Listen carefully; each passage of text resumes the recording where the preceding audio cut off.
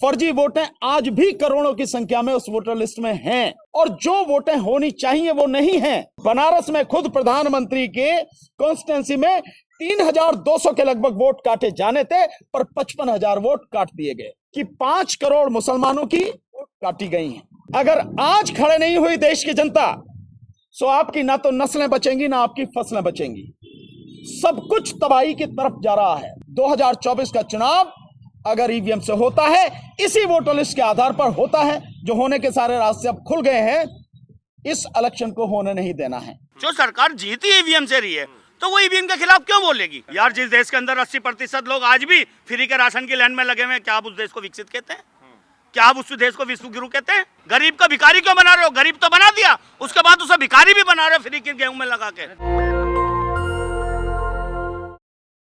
आज कोर्ट में जो पिटीशन लगी हुई थी कि वोटर लिस्ट में बहुत जबरदस्त धांधली है, मैं उसका एक पेपर आप सबको दूंगा आज, ताकि आप अपने आप डिटेल में उसको एनालाइज कर सकें, उसके विषय में जान सकें कि हम जो कह रहे हैं वो एक एक शब्द हमारा सही है।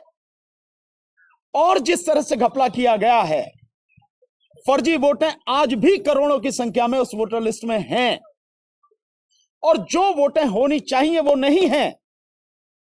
जितनी वोटें डिलीट की जानी चाहिए थी उससे कहीं ज्यादा डिलीट कर दी गई हैं। ये जो 3 चीजें हैं, उस विषय में जो पिटीशन पड़ी हुई थी, बहुत दुख के साथ मुझे कहना पड़ रहा है कि जिस सुप्रीम कोर्ट ने, चीफ जस्टिस साहब की कोर्ट में था, वो 12 बजे के लगभग वो मैटर आया, उन्होंने बिना डिटेल ऑर्डर पास किए हुए, बिना स्पीकिंग ऑर्डर पास किए हुए उसको डिसमिस कर दिया।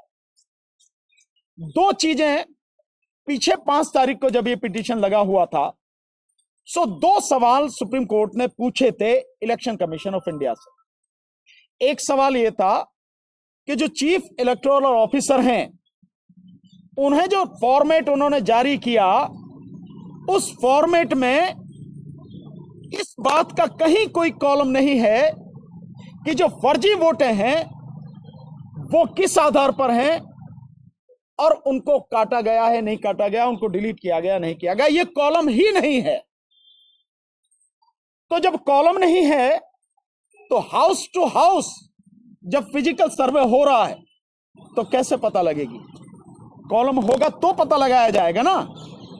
वो कॉलम ही नहीं है, इसके विषय में बताएं। दूसरा सवाल यह था कि जो बड़ी संख्या में फर्जी वोटें हैं, डिलीट करने के बाद भी बहुत बड़ी संख्या में आज भी फर्जी वोट हैं, उसके विषय में जवाब दें। अफसोस कि इलेक्शन कमीशन की तरफ से जो ये जवाब दिया गया, ये दोनों क्वेश्चन जो सुप्रीम कोर्ट में पहुंचे थे, ये दोनों क्वेश्चन पहले ही हैं लिखे हुए उन्होंने, और इसका जो जवाब दिया, इन सवालों का कोई जवाब अपने इस रिप्लाई में इलेक्शन कमीशन ऑफ इंडिया ने नहीं दिया। और इससे ज्यादा दुखद बात यह है कि जब इन सवालों का जवाब ही नहीं आया, उसके बावजूद भी जो सुप्रीम कोर्ट है उसने वो पिटीशन डिसमिस कर दी।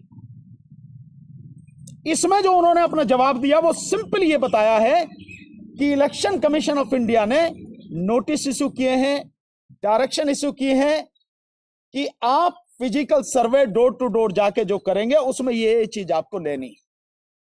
हमने जो अपने पिटीशन में कहा है, हमने ये कहा है कि जो आप, ये जो उन्होंने लिखा है, ये सब हमने पेपर लगा रखे हैं। हमने कहा है कि इलेक्शन कमीशन ऑफ इंडिया ने डायरेक्शन तो इशू किए हैं, लेकिन उन डायरेक्शंस की कंप्लाई नहीं हुई, उनको इंप्लीमेंट नहीं किया गया। यहां तक कि जो उन्होंने लेटर दिया है, ये लेटर, ये जो चीफ इलेक्टोरल ऑफिसर हैं उत्तर प्रदेश का हम दिखा रहे हैं, ये हमने बाकायदा लगाया हुआ है एज एनेक्चर। इसमें उन्होंने कहीं भी ये जो पैरा लिखा है, पैरा 4, उसमें जो जो चीजें लिखी हैं मैं बता रहा हूं। इस संबंध में मुझे ये कहना है कि बूथ लेवल अधिकारियों द्वारा मतदाताओं के दिनांक 21/7/2023 से घर घर की कार्रवाई के दौरान 70 वर्ष से अधिक आयु के मतदाताओं, एक तो ये आ गया। दूसरा, मृतक मतदाताओं, तीसरा निवास परिवर्तित किए गए मतदाताओं और चौथा 18 से 19 आयु वर्ग के मतदाताओं के सत्यापन के बारे में निर्धारित प्रारूप पर सूचनाएं प्रत्येक सप्ताह बृहस्पतिवार को सायं 5 बजे तक भेजें। ये वो प्रारूप है जो इलेक्शन कमीशन ने भेजा है। इसमें कहीं भी ना तो जो मैंने पढ़ के सुनाया है, ना तो उसमें है कि जो बोगस वोटे हैं, जो डुप्लीकेट वोटे हैं, उनको काटने की बात इसमें नहीं कही गई, वो इंफॉर्मेशन नहीं मांगी गई, और ना ही इसके साथ में जो फॉर्मेट लगाया है, ना ही इसमें वो कहीं कॉलम है। तो जवाब इसका आना था, बताना इसके विषय में था, इसके विषय में कुछ नहीं बताया। और सुप्रीम कोर्ट ने केवल इलेक्शन कमीशन ने जो बात कही है उसको मान के इस पूरे जवाब को, जो जवाब आना था उसको छोड़ के, उसको भूल के पिटीशन डिसमिस कर दी। इसका मतलब यह है कि इलेक्शन कमीशन अब जो इलेक्शन कराएगा उस इलेक्टोरल रोल में, उस वोटर लिस्ट में वो तमाम फर्जी वोटें शामिल होंगी जिसके विषय में हमने बाकायदा इलेक्शन कमीशन का ही डाटा सुप्रीम कोर्ट में दिया है, जो आज भी सुप्रीम कोर्ट के रिकॉर्ड में है। और केवल यही बात नहीं है, जो इलेक्शन कमीशन ने भी अपना जवाब दिया है, ये जवाब उनका लगभग 500 पेज का है, उसकी एक ये कॉपी है कि इससे मोटी और रखी है।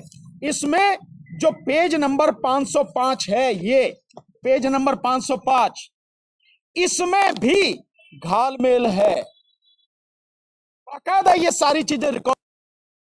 ऑनरेबल सुप्रीम कोर्ट ने किसी चीज को देखे बिना था, स्पीकिंग ऑर्डर पास करना चाहिए था, उसको पास किए बिना सबको नजरअंदाज करते हुए इलेक्शन कमीशन ने जो कहा उस बात को मानते हुए पिटीशन को डिसमिस कर दिया। मेरा मानना यह है कि हर वोटर का अधिकार है कि जिस डेट का एक कट ऑफ उन्होंने बताया गया है, 1/1/2024 तक जो भी व्यक्ति इस देश में 18 वर्ष या उससे ऊपर का है उसका वोटर लिस्ट में नाम होना चाहिए। यह संवैधानिक जिम्मेदारी अनुच्छेद 324 के तहत इलेक्शन कमीशन ऑफ इंडिया की है।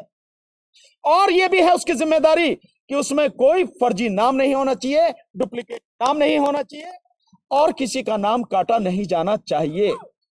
ये सारी चीजों को एक साइड में करके उसमें डुप्लीकेट नाम भी हैं करोड़ों की संख्या में, जो मैं आपको लिस्ट दूंगा उसमें सारी चीजें आपको कितने करोड़ उसमें डुप्लीकेट नाम है। नंबर 2, जितने वोट जितने काटे जाने चाहिए थे, काटे जाने का आधार क्या है कि जो डुप्लीकेट वोट हैं, एक तो वो आधार है, दूसरा जो लोग मर गए हैं वो आधार है, और तीसरा जो यहां से कहीं और चले गए हैं।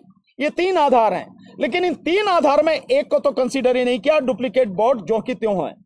इसके अलावा जिन लोगों को जो चले गए हैं, मर गए हैं, जितने वोट उनके कटने चाहिए थे उससे कहीं ज्यादा वोट काट दिए गए। जैसा हमने आपको डाटा दिखाया था कि बनारस में खुद प्रधानमंत्री के कॉन्स्टिट्यूंसी में 3200 के लगभग वोट काटे जाने थे, पर 55,000 वोट काट दिए गए। और तीसरी जो बात है वो सबसे इंपॉर्टेंट बात कि इलेक्शन कमीशन कहता है कि 18 से 19 साल के जो बच्चे हैं, जो वोटर हैं, उन वोटरों की संख्या जो सर्वे किया है उसके आधार पर आता है, जो औसत है वो 4%। वो भी कहता है जनसंख्या के आधार पर। लेकिन अगर हम इसको केवल वोटरों के आधार पर, मतदाताओं के आधार पर ले लेते हैं, जो इलेक्शन कमीशन आज की तारीख में कह रहा है 96 करोड़ से ज्यादा इसके वोटर हैं, उसके आधार पर भी कहें तो लगभग 4 करोड़ 18 से 19 साल के वोटर होने चाहिए, लेकिन हैं मात्र 1 करोड़ 30 लाख के लगभग। तो बाकी कहां गए? मतलब यह है कि 18 से 19 साल के जो बच्चे हैं, जो एलिजिबल हैं, आज की तारीख में तकरीबन 2.5 करोड़ से ज्यादा वो वोटर है नहीं, उनकी वोट है नहीं। ये इलेक्शन कमीशन की जिम्मेदारी है। और इसके लिए बाकायदा 3/3/2024-23 को सुप्रीम कोर्ट में एक पिटीशन फाइल हुई थी, जो एक केस डिसाइड हुआ, उसमें बाकायदा कहा गया कि किसी की भी वोट कटना नहीं चाहिए क्योंकि यह उसका संवैधानिक अधिकार है। इस सब के बावजूद जिस समय मैं आपसे बात कर रहा हूं, करोड़ों लोगों की जो वोटें हैं वो डुप्लीकेट हैं, और करोड़ों लोगों की जो वोटें हैं वो है नहीं। और जिन लोगों की वोटें नहीं कटनी चाहिए उन लोगों की वोटें काट दी गई हैं। थोड़ा सा पीछे ले जाता हूं, 2019 के चुनाव के दौरान जो बात हुई थी, मैंने पहले डाटा बताया था। उस समय हैदराबाद के एक साथी, उन्होंने बड़ी खोज करी थी और उन्होंने बताया था कि 5 करोड़ मुसलमानों की वोट काटी गई हैं। वही सारी की सारी चीजें आज की तारीख में ज्यों की त्यों बरकरार हैं। अफसोस कि कोर्ट, जिसकी जिम्मेदारी है अपने संवैधानिक दायित्व को निभाते हुए कुछ भी गैर संवैधानिक कर रहा हो, उसको वो रोके। उस कोर्ट ने आज बिना डिटेल में जाए, बिना सारी चीज को देखे परखे, सारे एविडेंस जो हमने लगा रखे हैं, सारे आरटीआई से मंगाए हुए सबूत हैं, सारा इलेक्शन कमीशन का डाटा है, उसको देखे बिना मैटर यूं ही डिसाइड कर दिया और डिसमिस कर दिया। तो इसका मतलब यह है कि जो इलेक्शन हम बार बार कह रहे हैं, जो 2024 का इलेक्शन है, बाकायदा हमें नहीं पता कि क्या, किस वजह से ये सारी चीजें हो रही हैं, कौन इसके पीछे है, क्या कहानी हम नहीं जानते, लेकिन इलेक्शन निश्चित रूप से 2024 का फ्री, फेयर एंड ट्रांसपेरेंट नहीं होगा। बहुत दुख के साथ मुझे कहना पड़ रहा है, संविधान की रक्षक अदालत, वहां से भी अगर न्याय लोगों को नहीं मिलेगा, वहां भी अगर लोगों की बात पूरी तरह से सुनी नहीं जाएगी, वहां भी जजमेंट सारी चीजों को देखकर नहीं दिया जाएगा, तो देश का व्यक्ति कहां जाएगा, देश का नागरिक कहां जाएगा, किसके पास जाके गुहार करेगा। इलेक्शन कमीशन जिस तरह से लगातार सरकार की गुलामी करते हुए इस देश में free, fair and transparent election कराने से बच रहा है, और इस गलत वोटर लिस्ट के माध्यम से और ईवीएम के माध्यम से जो चुनाव कराने पर तुला हुआ है, उसके खिलाफ अगर कोर्ट भी नहीं सुनेगी और सच को नहीं सुनेगी, तो नागरिक कहां जाएगा। हम इसीलिए कह रहे हैं, बार बार ये कह रहे हैं कि अब स्थिति वो हो गई है कि देश में जन आंदोलन के अलावा कोई रास्ता इस देश के नागरिकों के पास बचा नहीं है जो इस देश की परिस्थितियों को ठीक कर सके।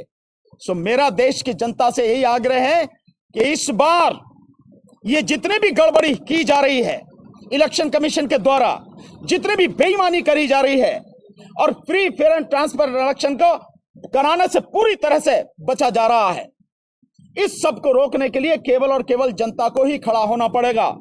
और मैं बार बार कह रहा हूं, अगर आज खड़े नहीं हुई देश की जनता, सो आपकी ना तो नस्लें बचेंगी, ना आपकी फसलें बचेंगी, सब कुछ तबाही की तरफ जा रहा है। आप ही रोक सकते हैं।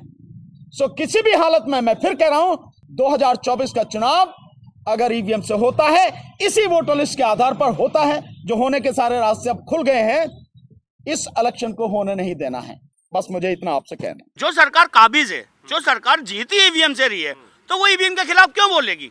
हम ये कह रहे हैं ना, अगर आपको अपने काम पर, आपको अपने निष्ठावान पर, आपको अपनी ईमानदारी पर विश्वास है, तो ईवीएम की क्यों साइड ले रहे हैं, क्यों ईवीएम के समर्थक बने। वो कहो ना कि देश जब मेरा ईवीएम से नहीं चाहता, तो मैं भी ईवीएम से नहीं चाहता, प्रधानमंत्री होते हुए भी। तो आज निराशा मिला आप लोगों को, वो थोड़ी सी भी नहीं, सुप्रीम, देखिए मेरी बात सुनिए, आप सभी जानते हैं कि सुप्रीम कोर्ट, हाई कोर्ट, ये सब जो है, जब दबी आवाज के अंदर आवाज उठा दे, लेकिन खुलेआम जो अगर कहना चाहें तो वो कह सकते हैं कि हमारे ऊपर दबाव है, इसलिए हम निष्पक्ष फैसला नहीं ले सकते। सरकार ये भी तो कह रही है कि हम काम करके दिखा रहे हैं, इसलिए लोग वोट देते हैं, ईवीएम के वजह से नहीं देते। नहीं, काम दिखना भी तो चाहिए यार, कहने से थोड़ी होता काम, काम दिखना भी तो चाहिए। अरे दे तो रहे, राशन दे रहे हैं, महंगाई कम कर यार, जिस देश के अंदर 80% लोग आज भी फ्री के राशन की लाइन में लगे हुए हैं, क्या आप उस देश को विकसित कहते हैं? क्या आप उस देश को विश्व गुरु कहते हैं? जिस देश में आज भी 80% लोग फ्री के गेहूं के लिए लाइन में लगे हुए हैं, अरे आप इन्हें रोजगार दीजिए, आप इन्हें काम दीजिए, फ्री का गेहूं बांटने की जरूरत नहीं है। गरीबों का भला कर रहा है, गरीबों के दिल में बस रहे, तो उससे दिक्कत क्या है? नहीं, पहले गरीबी बढ़ाओ और फिर गरीब की मदद करो, ये कहाँ का इंसाफ है? आप गरीबी खत्म करने की बात करो ना, गरीब को भिखारी क्यों बना रहे हो? गरीब तो बना दिया, उसके बाद उसे भिखारी भी बना रहे हो फ्री के गेहूं में लगा के। देश को विश्वगुरु बना दिया, आप क्या कह रहे हैं सर?